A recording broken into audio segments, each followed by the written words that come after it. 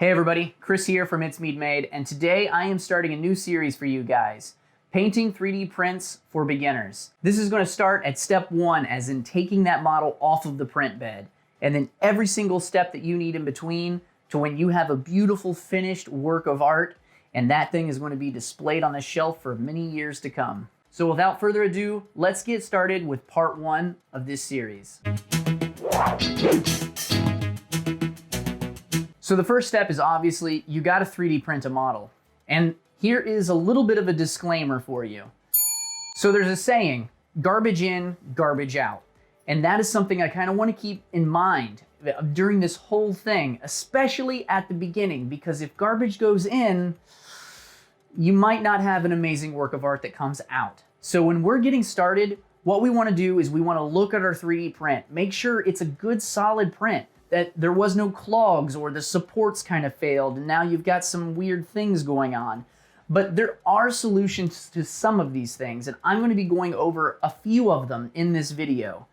But if it's a bad model and it just didn't print good in any way, there's sometimes where you just can't save it and it might not be worth painting. The worst thing is you put in all of these hours painting a model, and then at the very last stages where you really are getting all of those finishing details, you realize that this model sucks.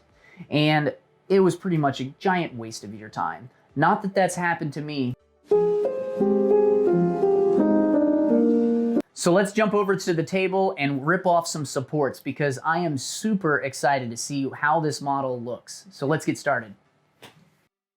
So the first thing is I just inspect every piece and make sure it looks good.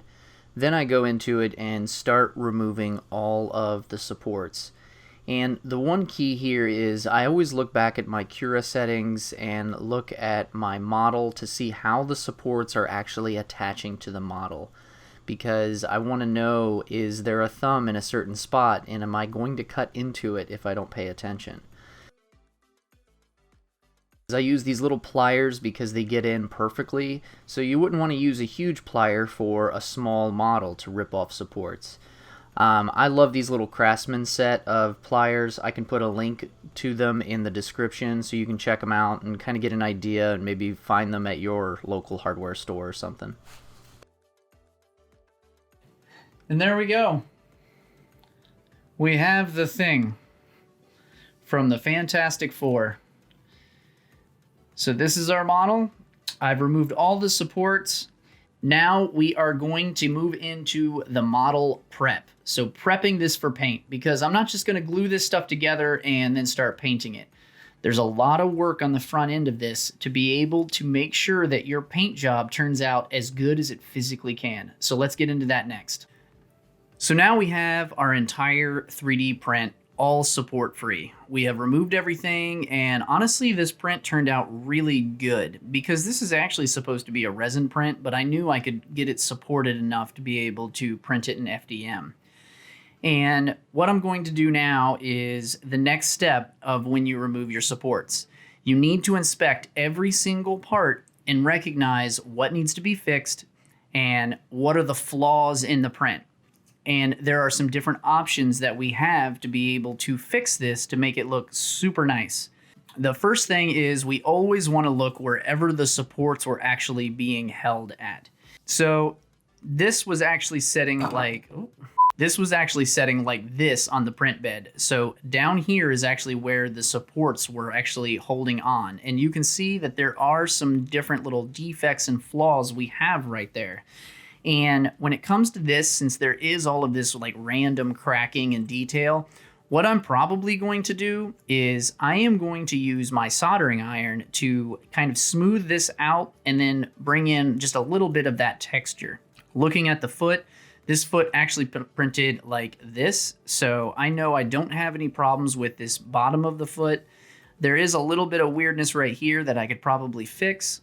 I'll sand this a little bit smoother, especially these edges. And looking at this, I will definitely need to sand this to get this smoother, especially the edge. The other big thing we have here is the pants. If you see here, this is terrible. I actually had a slight clog when I was printing it, and I've had this problem with my printer for a little while now, but it's so sporadic. The best thing is this actually only really happened on the pants. There's nowhere else that this happened at. Like if you look through the models, because these were about the same height, nothing happened. Because this happened, I'm going to be using some wood putty and showing you how we can smooth this out, because this is supposed to be a smooth surface because it is pants. So the first method of cleaning up your prints is you can use a soldering iron. Or you can actually use a wood burner. Same thing, essentially. It's just a hot metal tip. The one thing I do recommend, if you already have a soldering iron, try to get another tip, because you want to have just a tip that's meant for cleaning up your plastics. The other thing I will say as a safety tip, you need to be very careful with this. A soldering iron is super hot.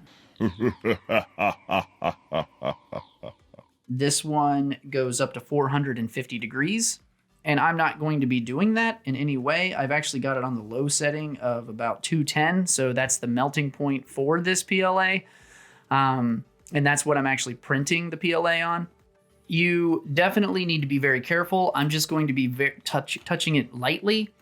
And the other thing is, do not hold it anywhere for an extended period of time because it will burn. You absolutely want to have a wet paper towel or a wet sponge. You can actually get these on Amazon. I got this one on Amazon in a little kit. It was super cheap for a soldering iron, and I will put a link to this in the description. If you don't have one, it is something very useful because you can weld pieces together as well. But what we're doing here is we're just going to clean it up. So let's go ahead and get to it, and I'll show you that process. And what I'm going to do, it's heated up. I'm going to clear this space out. And I'm just going to kind of show you the smoothing process. So I'm taking the flat edge and I'm just basically going to go back and forth and start rubbing it. And it's going to start softening up a lot. And you might notice that it is going to burn a little and the coloration might change. But it's one of those things that it really doesn't matter because you're going to be painting this. So it's nice and smooth, not nice and smooth, but it's a lot smoother in comparison to this, and you can see that. So I'm just going to keep rubbing it, and I'm really just trying to focus on any of the high spots because I want this to fit really well. So I'm just rubbing it back and forth.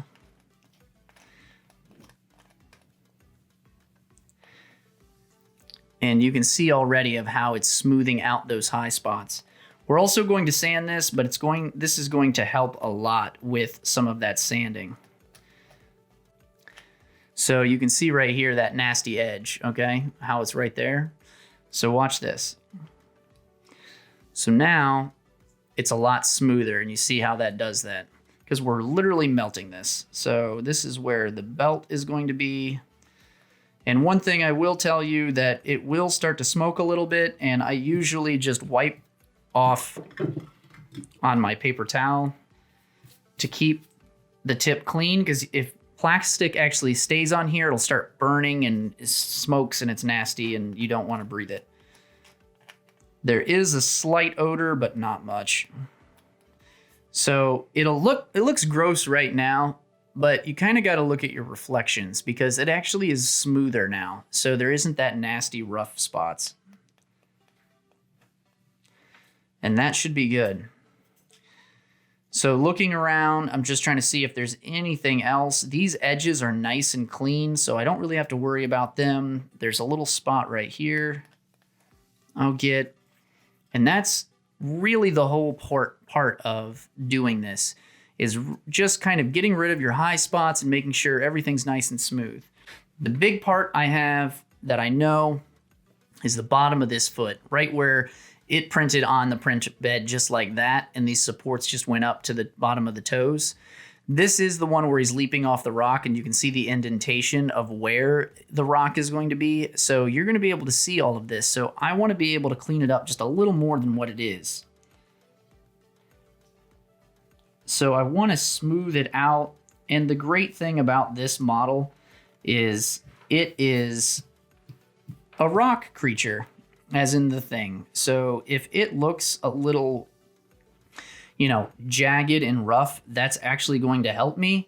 But I want to make sure I get everything. And what I'm going to do is even put in some of the details back of the toes so I can see some of that separation.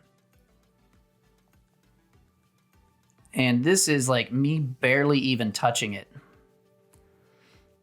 And then I'll just kind of smooth it out and try to keep my tip nice and clean.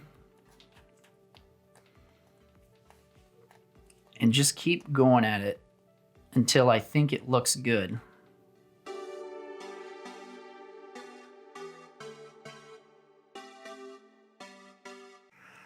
So it's kind of hard to tell, but we have smoothed this out greatly and it's going to look a lot better.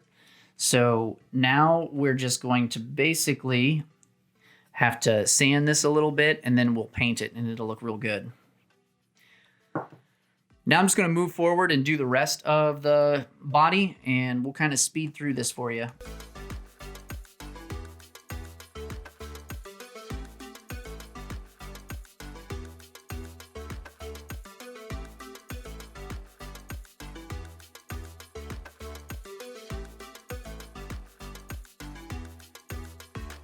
Now we have everything completely smoothed down with the soldering iron, and this is really just phase one. Now moving on to the second way to be able to clean up your prints, and that's sanding. This is probably one of the most popular ways to clean up prints because sandpaper is pretty easy to get and it's inexpensive. I typically only use 120 grit sandpaper when starting. Now, if I really need to tear off a lot of PLA when I'm sanding it, I will go down to an 80 grit, but that's only in certain circumstances. For this print, I'm going to start with a 120 grit, and then I'm going to start sanding it, and then once I got all of the rough spots smoothed down, then I'm going to move up to a 220 grit. So this is 220, and this is going to actually make it smoother. After I'm done with that, I will move up to a 320. And when it comes to PLA prints, I stop at 320. Now, why do I have these? If you're printing in resin, that surface is super delicate and smooth. So you can actually get it almost a polished shine once you're up to an 800 grit. Another nice little trick that I forgot to mention is this little sanding block. You can actually buy sanding blocks, but you know what this is? This I got out of my wife's cosmetic drawer because this is actually a nail file. So you can actually get sponge nail files a lot cheaper than like the craft like sponge sanders. And some of them that I found that she has have different sand grits on each side. So you can actually, for some of them, you can just kind of get the whole surface. It's not good for detail, but when you've got big surfaces, this is fantastic. The next thing is fillers. There are three major types of fillers that you can use. There is this glazing spot putty that is just a Bondo. It works great. It's kind of a pain to work with because you have to have gloves and a respirator because this is hazardous and you do not want to do it. See, look right here. Warning, cancer and reproductive harm. So you don't want to just open this up in your house and smear it on everywhere and then start sanding once it's dry. You need to do this outside or in a garage or in a super well ventilated area. I only use this in the summer and if I absolutely need to get big surfaces, and I only use it outside on my porch. I don't even use it in my garage because I don't want the fumes to be bothering anybody. But it still works. Next, wood filler. This is kind of the main thing that almost everybody uses. Wood filler is great, it's cheap, and you can get it anywhere. And I like to use the pink stuff because it goes on pink, and when it's dry, it turns into the brown that you all know what, it looks like when it's dry. So this is also good. The next thing is plastic putty. Now, plastic putty is specific for models, and it is exactly what it says. It's putty plastic. This squirts out of this little tube, and you can get it in the cracks, and I'm definitely going to be using this on this model, but I will show you at what stage I'm going to use it. But for the purpose of what I'm doing here, I'm probably going to use wood filler, and I will show you that now. Okay, so what I have done is I have taken some of my wood filler and put it in a little glass bowl and added a little bit of water. And why I did that was, and I'm using a little stick to kind of stir it and get it at a good consistency. I actually do this. It's one of those things just from woodworking with my dad growing up. Sometimes you need your wood putty just a little bit thinner to be able to get into the fine cracks. I haven't seen a lot of other people out there do this method. This is kind of my own homegrown method, and it's one of those things that just having a woodworking background, it just really helps. Now, I've got it, you want it kind of like snotty, like not quite a paste. You want it more liquidy than a paste, and that is what I have found that works out the most. So what we're going to do, this, it's glooping on and staying on, and we kind of want that. So if you can kind of see that right there, that's kind of what we want. So like put it like there and it stays. So not a lot of water, just a few drops at a time, and then you will see your wood filler kind of turn into this. This is the big thing right here, what we've got to do. You can see right there, this is where our issues are. And what I'm going to do, and this is incredibly messy, so just sorry. I am actually going to take my finger and just put it on there and rub it into those cracks. And I want a little bit more on it than I need so I can sand it down. You don't want to just push it into those cracks and just leave it there. You want to be able to have a little bit of a surface area so you can sand it and make it look real smooth. So here we go. Goop. You can see. And now I'm just kind of going on like that. Really trying to force it in to begin with. And then I'm kind of skimming across a lot lighter. Because this stuff will sand off quite easily as long as there's no giant high spots. And that is what we're trying to accomplish here.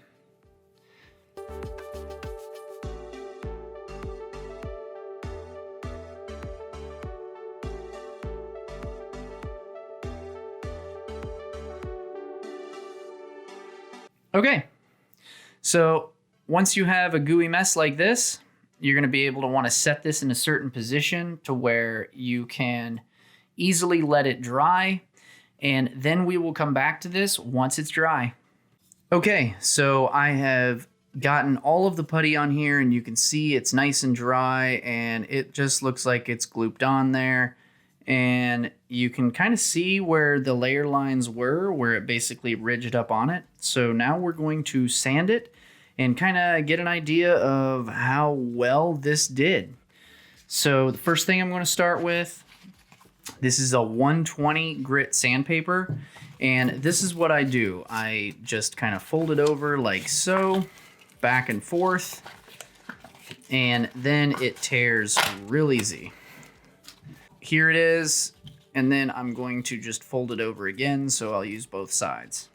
Now, when sanding this stuff, it is going to fill in all the grit, and then you basically just throw it away. So here we go.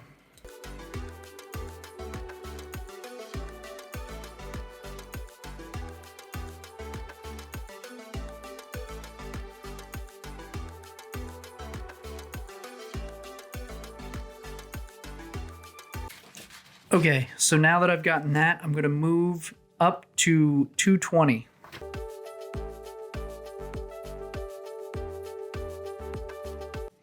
So you can see the lines right there, and it just kind of filled it in. There might be a little bit of residual layer lines that you can see, but this is dramatic of a difference of what you can actually see now. Like, it's cleaned it up greatly. So this has filled in a lot of those lines, and it has cleaned up a lot. You can still see them, but I'm hoping the paint will actually help with that. And if it doesn't, we can always go back over. But for the most part, this is looking pretty good, and I'm actually pretty happy with it. So I think this is actually salvageable and it's not something that I would have to reprint. I'm going to be pretty happy with it just because we're going to be doing some different techniques, and we'll see if it shows up. It might just turn out for working out just fine for us. The one thing I will say is there is very little texture here, just some creases and things like that. This is okay to putty and sand, but for something like this, I would never putty and sand this, even though there's some putty that got on it. So I won't do anything like that with this specifically. I would only do it on smoother surfaces that I can sand easily, because when I start sanding this, I would be losing all of those details. Okay, so the pants are now officially done. At least I'm going to call them done. And now I need to move forward, and I'm just going to clean up some of these flat surfaces with some 220 sandpaper.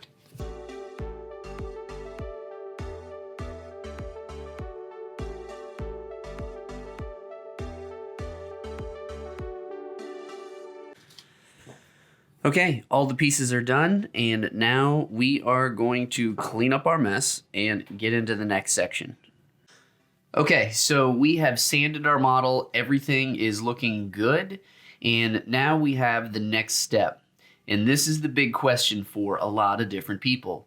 Should I assemble my model before I paint it? But for the most part, I have done both on consistent occasions, because sometimes it's easier if I paint the pants first and then assemble the rest of the body. Number one, gaps. If I'm going to glue a model together before I paint it, are there gaps? That is the number one question I ask myself. So I assemble it and look, and you can see that there is some big gaps here. And I don't want this to look like I painted, then I glued it together. I want this to look like a figurine, like one whole piece, like it did not come in pieces and parts and I assembled it. What I'm going to do for this is I'm absolutely going to glue this guy together first, and I'm going to fill in all of these cracks. Next, are you using an airbrush? Because if you are, I strongly recommend assembling it. Because when you're painting things, so let's say I have this assembled just like this, and with my airbrush, I'm using another color for the top of the arms. And if I'm spraying here, and then it will continue over to here onto the chest, and it'll be a nice consistent paint. But if I'm spraying here, and then I realize, oh yeah, I did have a little bit of airbrush right here, I better spray right here. They're not going to match up perfectly. You'll see that line of paint. So if you're going to be airbrushing your model, I strongly recommend gluing it together. The next thing that doesn't quite apply here is, are there continuous patterns, or is there a continuous lines or something like that on your model? Because let's say, for example, that these pants, I'm going to make them camo, even though I'm not. And let's just say these pants continue down to here, but it still breaks at the knee. Now, if I'm painting a camo pattern, I want to be able to make a blob like right here and all the way over. So I would need this to be completely assembled, because same deal. If I paint a blob here and then I paint a half of a blob here, there's not a good chance that it's going to line up perfectly. So those are some of the things to consider when gluing them together. The last one is, if no matter how you're priming this, sometimes you might want to do a zentennial. And a zentennial is basically when you have your model together, and then say it's a black model, and you spray from the top with either a rattle can or an airbrush a white coat. So, and not even a coat, you're just kind of dusting it. That way you can see the highlight from the top and then the shadows underneath. And that really helps you understand your shading when you're painting. I'm not going to get too much into that into this series, because that's more of an advanced or intermediate technique, because this is really just targeted towards beginners. And you're going to be amazed just by using these few techniques of how nice this thing's going to turn out. When I'm assembling my models, these are the tools that I use every single time. What I have here is plastic putty, and this is just an acrylic resin putty that you can put in to your model, and it will harden just like plastic, hence plastic putty. And it's pretty liquidy, it squirts out, and you can fill in those cracks real easy. I also use Q-tips to wipe the edges of the cracks, and we'll go over that. I have regular Q-tips that I use, and then I just got this new pack, because I've used my other ones, of craft swabs. And if you see here, they're honestly just Q-tips with points on them. And it helps you get into those areas where you need a little more control. Then the next thing is my super glue. I love this Gorilla Glue, and it has a brush and a nozzle, so you can take the whole thing off and it's got a brush and I can just apply a lot of super glue, or it's got a nozzle to where I can have a lot more control. Great stuff. Then obviously I have sandpaper because I am adding putty, and this is a 220 grit. So I'll put a link to all of these things in the description. They're all relatively inexpensive. You can get some of this stuff just about anywhere because you probably in your bathroom already have some Q-tips. You don't absolutely need the craft swabs. I've just found that they're very handy and they help you out. But the plastic putty is a definite, the super glue is a definite, and you got to have some sandpaper. So now let's get into assembling the thing, because right now he doesn't stay together. So when assembling, you kind of want to dissect your model and see what are going to be the hard areas to get to if it's fully assembled. So for example, if I have this guy fully assembled, if I have his arms already on, it's going to be hard to try to get into these areas right here. So I already know that I want to start with the torso. So you kind of want to work in the middle and work your way out. So I'm going to start with this and then work on these gaps right here. And what we're going to do is first, I'm going to take my plastic putty and then do just a little edge all the way around this model. And why I'm going to do that is when I put this together, it's going to squeeze that out of the edges. And then all I have to do is wipe it away. The other thing is on the sides here and on the top, I am going to apply my super glue so it has somewhere to stick, because there's not a lot of wiggle room in this. So I know it's going to be touching the edges. And then while that's doing that, I'm going to wipe this excess off. Okay? So here we go.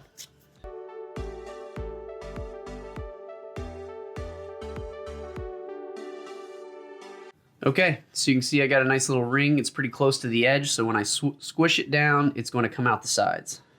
The next step is the glue.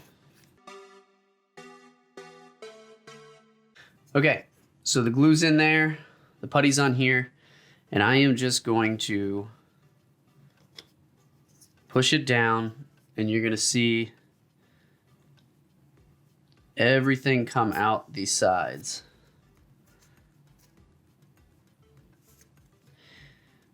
And the one thing I noticed, there isn't any coming out the sides right there. So what I'm going to do real quick is I'm going to lift it back up, squirt a little bit right there, and I'm just basically squeezing it and pressing it into that gap. Now you do have a little bit of time, but you don't have a ton of time to waste on this. And now I'm going to squeeze this, hold this together like that, and then I'm going to take my Q-tip and just start wiping it away. And then you can also use your finger to smooth it, because we don't want to fill in all of the cracks necessarily. So I'm going to hold this for about a minute or two, just to make sure that I have got a good bond with the super glue, and also to let this dry a little bit. Okay, so now the glue has fully dried and it is holding it together, but the putty does take a while for it to dry. So I am going to be careful. I'm not too concerned with it because I'm not going to be manhandling it like crazy here, but I am going to keep moving forward to show you guys. So this is going to be the exact same process. The only differences that I'm going to have here is there are certain parts where I'm not going to use the plastic putty. So for example, this right here, I actually like that there is an edge, a hard edge right there. I don't want to fill this in and make this like a seamless transition into his pants or his shorts, because the paint will actually fill in some of these cracks. So I'm not concerned with that. I'm going to just go ahead and glue these legs on like that.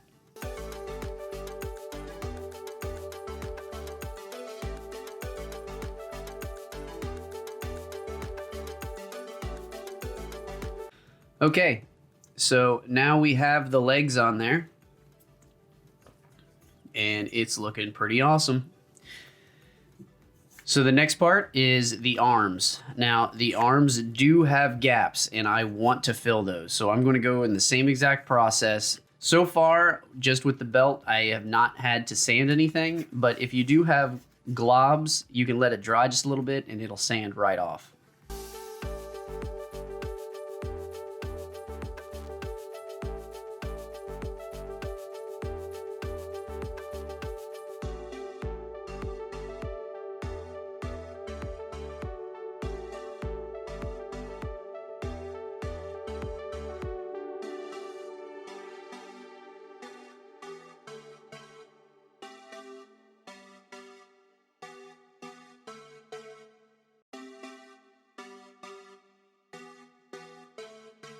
Okay, so it has dried, and now I am going to put the head on. I am not going to put the putty around the head because I want that hard definition of the head from the shoulders.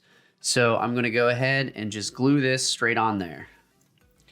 Another thing you want to be concerned about is you don't want to get your glue too close to the edge, because if it is too close to the edge, it will squirt out, and you don't want to have to clean up super glue off of your model, because let's just be honest, it's not fun. So I really focus a lot on the pegs, but I'm also going to be putting a little bit more on the base of the body right here. And then you just throw the head on the floor. All right, so I'm gonna try to actually get it on there. He keeps falling off me. There we go. All right, now I'm just gonna squeeze that down real good. There is a crack. You can see the edge right there and the gap, but I'm not too concerned with it because I do want to see that separation. So I'm gonna go ahead and let this dry, and then we'll get back to it. So now we got this guy all glued up, and he's looking awesome. The one thing you're going to notice is we did not actually glue it to the base, because when it's attached to a base, you can imagine that it's going to be hard to just kind of get in there to those certain spots. So keep it disassembled from the actual base itself. Sometimes you might want to have it attached to the base, but I haven't found hardly any issues with gluing it at the very last step. We can move on to step 2, priming, and then also laying down those colors. What layers we need to do first. That's going to be in the next video, and I'll see you there.